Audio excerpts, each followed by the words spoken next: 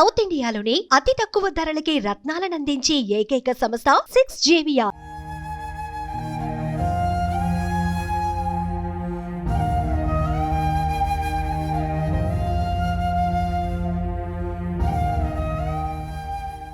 Doctor BR Ambedkar Konaseema జిల్లాలో తీవ్ర విషాదం చోటు చేసుకుంది.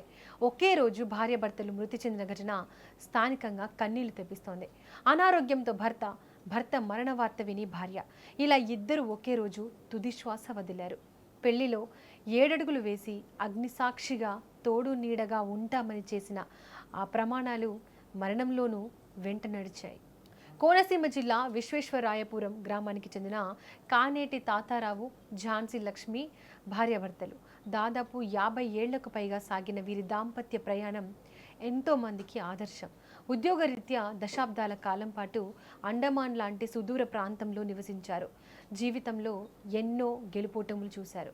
సుఖ దుఃఖాలను పంచుకున్నారు.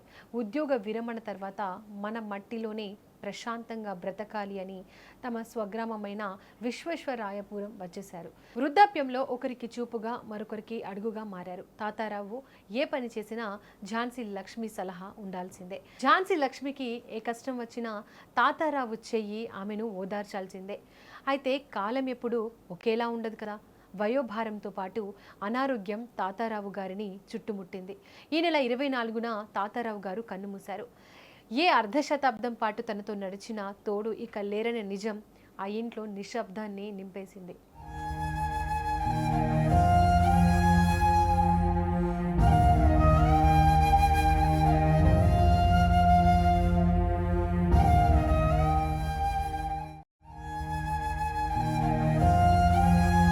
సుదూర తీరంలో అండమాన్లో ఉన్న వారి కుమారుడికి సమాచారం అందించారు. ఆ కొడుకు వచ్చే వరకు తాతారావు భౌతిక కాయాన్ని ఫ్రీజర్లో భద్రపరిచారు. ఆ 2 రోజులు భర్త పార్థివ దేహం పక్కనే కూర్చొని ఝాన్సీ లక్ష్మి పడ్డ తపన, కంటి పాపలా చూసుకున్న జ్ఞాపకాలను తలుచుకుంటూ ఆమె పడిన వేదన వర్ణనాతీతం.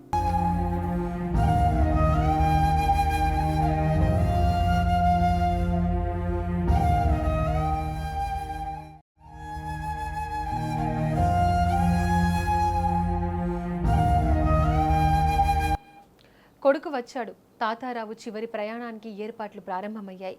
అంత్యక్రియల కోసం ఫ్రీజర్ నుంచి తాతారావు మృతదేహాన్ని బయటకు తీశారు. అందరూ ఏడుస్తున్నారు, పాడే ఎత్తుతున్నారు. అప్పుడే ఆ ఇంట్లో మరొక నమ్మలేని అత్యంత హృదయ విదారకమైన ఘటన జరిగింది.